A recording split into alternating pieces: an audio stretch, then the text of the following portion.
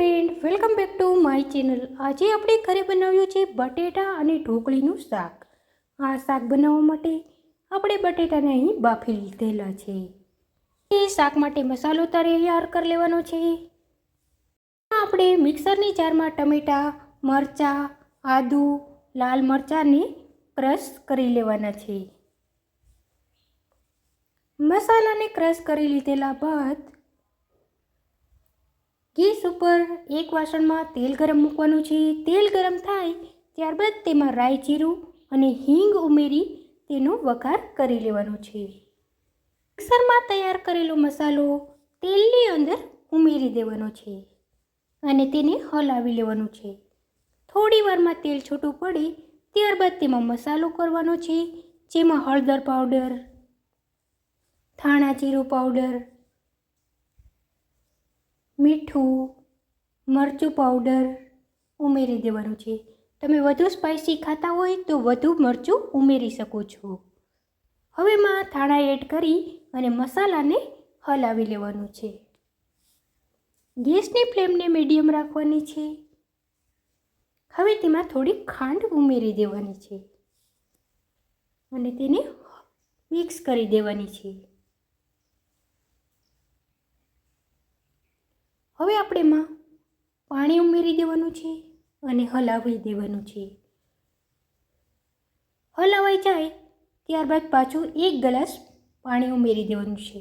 અહીં આપણે total 2 glass પાણી ઉમેર્યું છે. હવે તેમાં બાફેલા બટેટાને એક એક કરી અને એડ કરી દેવાના છે. તમે ઈચ્છો તો બટેટાના ટુકડા કરીને પણ ઉમેરી શકો છો, પરંતુ જ્યારે આપણે ઢોકળીયામાં ઉમેરશું ત્યારે શાક બધો રસો ચૂસી લે છે.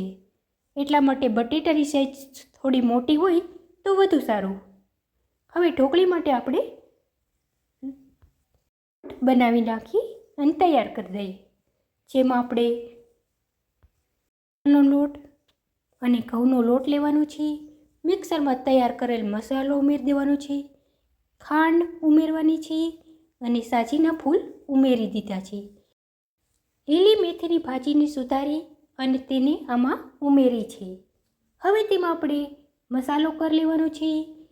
જેમાં આપણે અજમા, ધાણા જીરું પાવડર, હળદર પાવડર, મીઠું, મરચું પાવડર ઉમેરી અને મસાલાને લોટ સાથે વ્યવસ્થિત રીતે મિક્સ કરી દીધેલો છે. મસાલો લોટ સાથે મિક્સ થઈ જાય ત્યારબાદ તેમાં પાણી ઉમેરી અને લોટને બાંધી લેવાનો છે.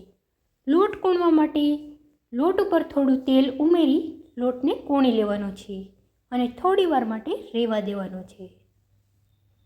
થોડી વાર બાદ લોટમાંથી નાના નાના લુવા કાપી અને એના ગોળીંડા કરી લેવાના છે.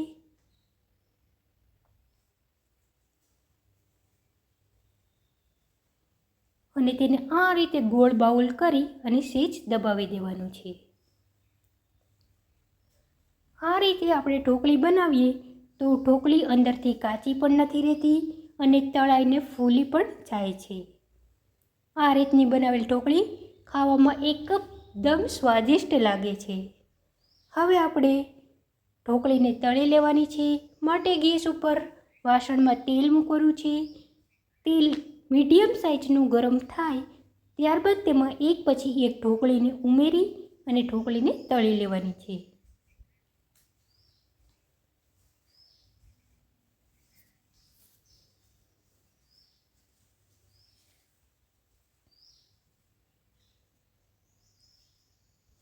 તો તમે જોઈ શકો છો કે ઢોકળી સરસ ફૂલીને તૈયાર થઈ રહી છે.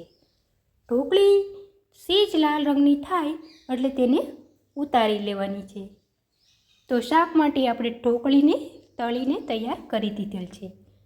હવે આપણે શાકમાં તેને ઉમેરી દેવાની છે અને શાક સાથે વ્યવસ્થિત રીતે હલાવી અને મિક્સ કરી દેવાની છે. બસ 2 જ મિનિટની અંદર ઢોકળી બધો શાકનો રસો પી પણ જશે અને ઢોકળી એકદમ પોચી બની જશે. હવે આપણે તેમાં થોડા ધાણા એડ કરી દેવાના છે.